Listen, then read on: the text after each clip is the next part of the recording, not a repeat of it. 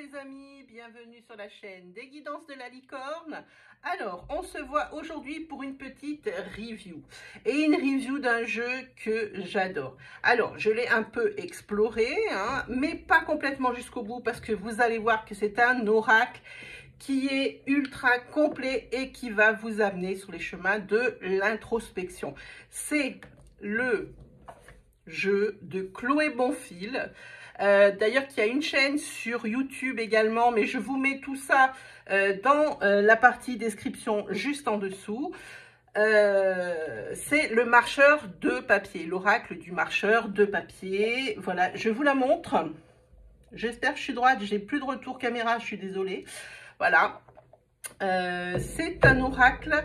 Je pense qu'elle a conçu, alors ça ce n'est que mon avis personnel, hein, de par son expérience, hein, parce que je pense que Chloé a dû beaucoup introspecter. Hein. C'est une personne qui est très, comment dire, déjà c'est quelqu'un qui est très bienveillant. Hein. Alors déjà, quand on est bienveillant, on est un petit peu comme les enfants indigos, on est plutôt dans l'empathie et énormément de réflexion sur des choses, sur le pourquoi du comment. Chloé, elle est un peu comme ça. Hein. Et puis je connais bien ce système-là, je suis un petit peu là-dedans aussi. Qu'est-ce que je vous dis? Alors, cet oracle est sorti, alors elle l'a créé, je vais vous dire. Parce que je l'ai vu. Voilà, il a été achevé d'imprimer en avril 2021. Donc voilà, qu'est-ce qu'elle nous propose? Elle nous propose une boîte en dur. Alors, elle voulait absolument une belle boîte. Chloé, bravo, c'est gagné. La boîte, elle est super belle. Elle est, bon, évidemment solide. Hein. Tac. C'est une boîte cloche. Hop. Et puis Chloé, elle avait plein de trucs à dire. Alors elle s'est dit, le petit livret qu'il y a dedans, ça suffira pas. Alors, elle a créé un livret, mais à part, directement à part. Et elle l'a intitulé livret d'accompagnement. Et je vous assure que c'est bien le nom qu'il doit porter, accompagnement. Alors, ça s'appelle les secrets du marcheur de papier. Elle vous explique carte par carte. On va déjà s'attarder justement sur ce livret. Alors, on l'ouvre. Déjà, on a des citations. Ensuite, elle explique un petit peu des choses un petit peu personnelles sur elle. Ensuite, elle marque ses réseaux sur Facebook, sur YouTube et son site internet à chloébonfil.wixsite.com/cartomancie. Et ce qu'il faut savoir sur Chloé, c'est qu'elle, c'est pas son coup d'essai. Ça, c'est à mon avis sa troisième création, puisque les deux autres précédemment étaient un cahier de spiritualité été, Enchanter son quotidien, et elle a le roman jeunesse, Ambre et les particules de l'âme. Alors, ensuite dans ce livre, on a le sommaire ultra complet. Alors, donc, à propos de l'auteur, comme je vous disais, elle donne des informations un peu personnelles sur elle. Hein. Ensuite, nous avons donc l'introduction, d'où lui vient l'idée du marcheur papier, l'univers, le langage des cartes et comment se connecter au marcheur. Ensuite, elle propose des tirages. Alors, 1, 2, 3, 4, 5, 6, 7 tirages. Là, franchement, elle s'est penchée là-dessus, mais grave, les amis. Et alors, en parlant du tirage, il y en a un que j'ai bien aimé. C'est le tirage de la pierre philosophale. Alors, vous le voyez ici. Je ne sais pas ce que vous voyez en cam. Pas du tout. Est-ce que ça change quelque chose si je mets de la lumière? Non. Non, c'est tout pourri ou ça va? J'en sais rien. Non, c'est qu'on va le laisser comme ça. Alors, c'est le tirage, je disais, de la pierre philosophale. C'est un tirage qui permet d'entamer un processus de transformation pour faire éclore une richesse intérieure. Ce ne sont pas mes mots, ce sont ceux de Chloé. C'est un tirage à 3 cartes. Inutile d'avoir une ligne complète de cartes pour pouvoir avoir ce qu'on désire comme information. Donc, par exemple, la carte 1, c'est la carte du plomb qu'elle a assimilée au plomb. c'est ce qui ne vous sert plus et qui a besoin d'être transformé. Hein. Ensuite, la carte 2, c'est l'or. Hein. Pardon, c'est votre potentiel, la beauté que vous ne voyez pas encore. Et ici, la troisième, c'est la pierre philosophale, c'est la pierre de transition. C'est comment passer d'un état à un autre. Voilà. Ensuite, vous voyez, elle propose des tirages beaucoup plus complets. Hein. Il faut vraiment s'y attarder. C'est ultra intéressant. Ensuite, donc, à partir de la page 24, c'est parti pour introspecter, les amis. Hop, on y est. Les cartes vous parlent, pardon. Comment elle a construit... comment elle a construit ses explications. Bon, normal. Le chiffre de la carte, son illustration. Alors, c'est un livre qui est couleur sur son... Je ne veux pas dire de bêtises. Oui, c'est ça. Qui est couleur sur sa couverture. Hein. Une couverture, c'est vraiment un livret, hein, vraiment, avec une couverture vraiment carton. Hein. Les pages, c'est du 60 grammes, c'est tout à fait normal. On est dans de la vraie qualité. Hein. Donc, elle a construit comme ça. Donc, avec le titre, la carte. Et alors, pour chaque carte, et je peux vous dire dans le jeu, il y en a 42, elle a choisi une citation d'une personnalité connue. Par exemple, je vous donne l'exemple avec la carte 1. Alors, ça va pas être facile de les retrouver dedans, puisque forcément, moi, je l'ai manipulée. La carte 1, elle est dans le paquet, hein. La carte 1, elle dit « Il n'est pas de lien de condition ou de situation incompatible avec ta quête. L'esprit peut abolir bien des distances, surmonter maints obstacles. » Et c'est Jean-Michel Sommier. Voilà.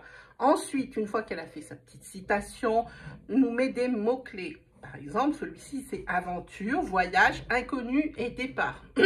Pardon, excusez-moi, j'ai un chat dans la gorge.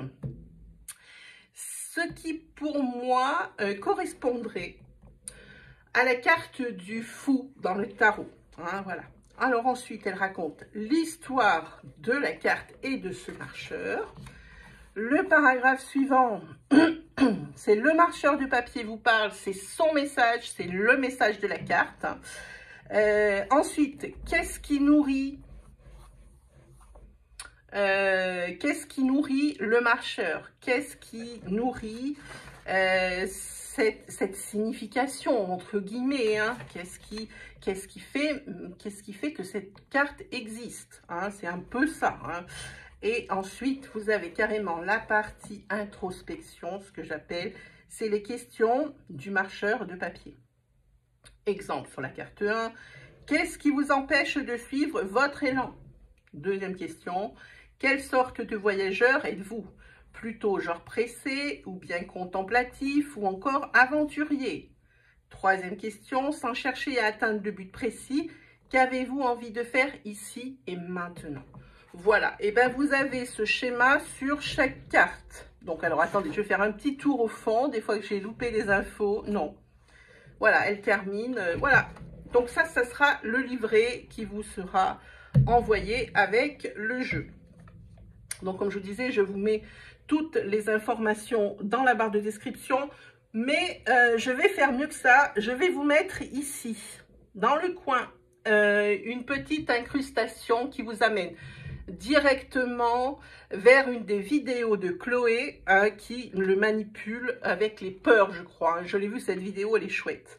Donc voilà, on attaque avec les cartes. Donc voilà. Hop, ça c'est la boîte cloche. Derrière, elle nous met un petit message avec l'une de ses illustrations des cartes. Ouais, véritable compagnon de route, l'oracle du marcheur de papier a été conçu pour vous accompagner au quotidien dans vos petits et grands questionnements. Voilà. Allez, on y va pour les cartes.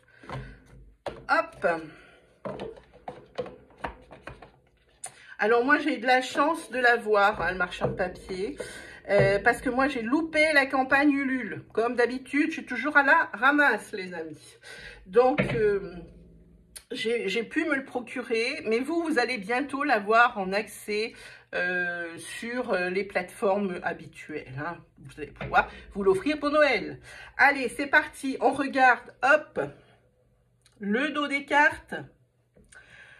Hop, et voici les cartes. Alors, au niveau de la taille, par rapport à ma main, moi je dirais que c'est une carte de tarot traditionnelle. À mon avis, je n'ai pas mesuré la carte, mais vous voyez, par rapport à ma main, c'est une carte de tarot. Oui, c'est ça. Je ne veux pas dire de bêtises. Hein. Donc, c'est un jeu de 42 cartes. Au niveau de la qualité, c'est des qualités flexibles. Alors, ces cartes, c'est pas parce qu'elles sont pas épaisses. En fait, ça, c'est des cartes qui sont faites pour durer dans la mesure où c'est des cartes qui peuvent revenir. Vous voyez, elles vont pas subir la déformation, voilà, c'est ce que je veux dire. Hein. Donc voilà, eh ben, on va pas les avoir dans l'ordre, hein, mes amis. Hein. Tant pis pour moi, j'aurais dû les classer avant de faire la review. Voilà comment j'ai mal préparé mon travail. Allez, c'est parti. Ça, c'est la carte 40. C'est la porte inconnue. Ensuite, ça, c'est l'alliance. On dirait que le personnage, je ne sais pas ce que vous en pensez, mais que le personnage du milieu, il se nourrit hein, par rapport à à sa chevelure, là, ou son âme, ou je ne sais pas. Je ne sais pas ce qu'elle a pensé, parce que ses cheveux, son âme, je ne sais pas. Il se nourrit des deux autres parce qu'elle est quand même vachement plus grande. Hein. Donc, comme quoi, à 3, à 4, à 5, à 2, on est plus fort. Hein. Il n'y a pas à dire là-dessus. Ensuite, on a une question de taille. Ensuite, on a la quête. Ah ben voilà, c'est la fameuse carte numéro 1 de son jeu pour laquelle je vous ai fait la description. Ensuite, le cadeau suspendu.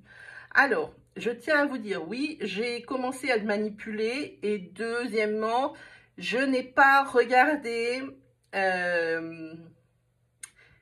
quelle était encore l'interprétation propre de Chloé. Hein. Pour moi, ici, je vois le marcheur de papier qui est à terre. Hein. La lune lui propose un cadeau. Et aura-t-il assez de force pour le saisir? Hein. Je pense que cette personne-là, ce marcheur, il a déjà essayé plein de fois. Hein. Ouais, celle-ci, ça c'est la résistance. La croisée des chemins. La balançoire enchantée. Alors là, vous avez remarqué que, évidemment, c'est un oracle qui ressemble à aucun autre. Hein. Là, on est bien... Ici, oui, il fait de la divination, mais c'est pas comme vous avez l'habitude de voir comme pour chez moi. C'est pas de la divination directe. Hein. C'est une divination qui vous amène justement à réfléchir et à l'introspection. Et ça, j'insiste. Et ça, c'est important pour moi. Hein. Voilà. Parce que, bon, est-ce que je vais déménager? Est-ce que je vais avoir mon permis? Voilà, ça c'est très bien. Hein. C'est ce que je pratique le plus, c'est vrai, que ce soit en live ou que ce soit dans mes vidéos. Mais moi, je dis que des oracles comme ça, on en a besoin au moins d'un, hein, avec soi. Ensuite, vous avez le monstre. Vous avez Excalibur. Alors, pour moi, ça, c'est la carte du défi. Hein. Ah, d'ailleurs, on a la petite couronne ici, hein, qui vous attend si vous arrivez à sortir cette épée du rocher. Je ne vous apprends rien, puisque c'est l'histoire d'Excalibur, la vraie. Ensuite, les charmantes étoffes. Le double.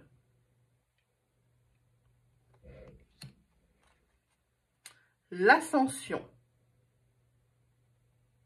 Alors, ce qu'il faut dire aussi, c'est que cet oracle, c'est elle-même qui a créé les dessins, qui les a fait elle-même, de chez elle-même.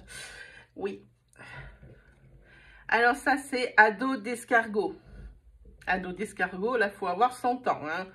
En même temps, cette carte, elle dit qu'il faudrait peut-être pas trop le prendre son temps à force de retarder les choses, parce que on voit que le marcheur ici, il tient une lanterne et dedans il y a une bougie. Et la bougie, elle n'est pas éternelle. Au bout d'un moment, plus ça sera lent pour moi hein, dans l'avancée d'un problème, d'une situation, et moins on aura la chance d'y voir clair. Hein.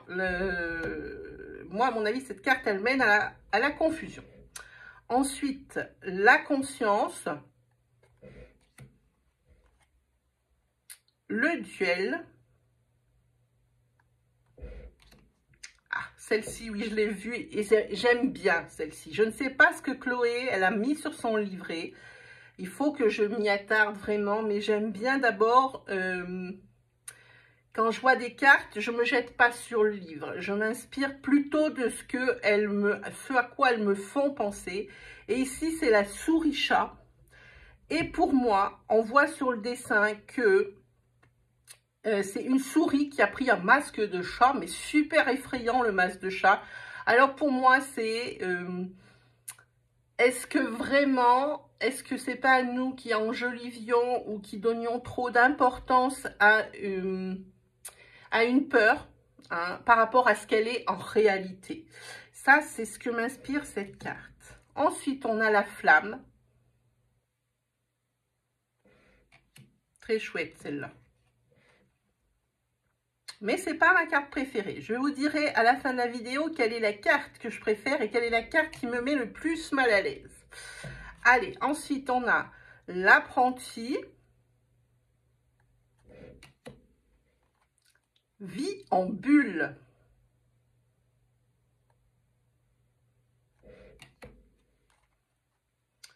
Les ciseaux enchantés.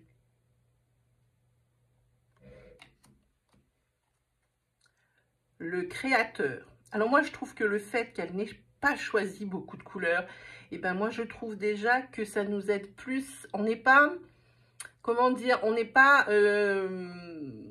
distrait. Voilà, c'est le mot que je cherchais. On n'est pas distrait par des couleurs. Là, on a 3 couleurs. Enfin, si on peut dire que le blanc est une couleur. Hein.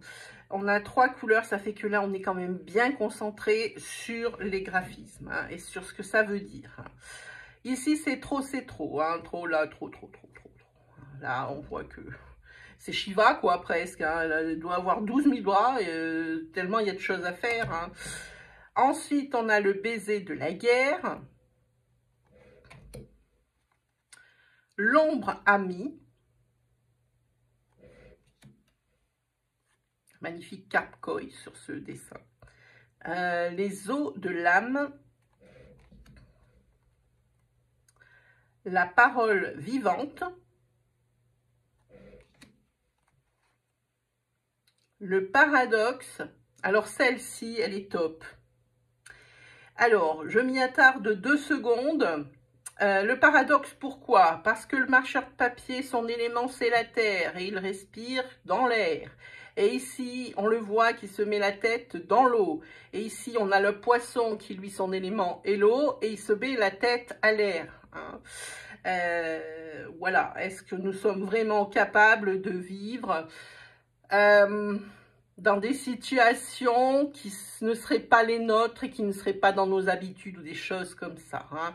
Ça ressemble aussi un petit peu à ça. Les éclats de rire.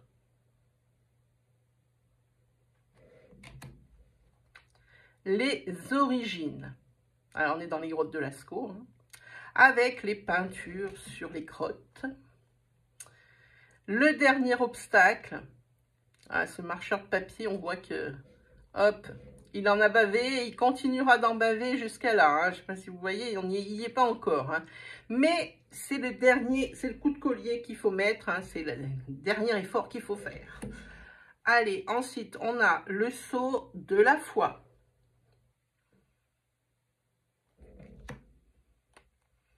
Ici, on a le fardeau. Hein, c'est déjà, il faut se porter soi-même. Mais si en plus, on porte le fardeau de quelqu'un d'autre, bon, c'est sûr que là, on est loin d'être dans le confort. Hein. Ensuite, on a le sablier d'or. L'obstiné. oui, qui est en train de se regarder dans un miroir. C'est vrai qu'à un moment donné, il faut arrêter de se voiler la face et regarder vraiment les situations telles qu'elles sont et pas forcément toujours s'obstiner dans ce que l'on connaît. Voilà. Allez. Qu'est-ce qu'elle m'a mis? La tête pleine. Le don de soi.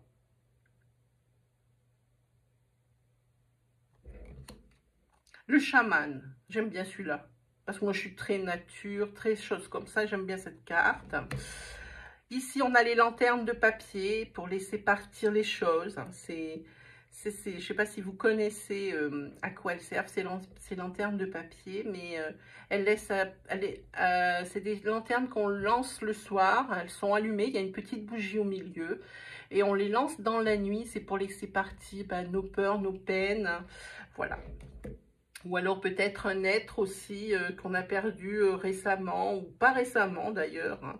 Quand on est prêt à laisser partir des choses, eh ben, on lance une lanterne de papier au ciel. Ensuite, le jardin oublié et l'amour de soi. Voilà, je vous ai fait donc un petit tour d'horizon sur les cartes. Maintenant, quelles sont les cartes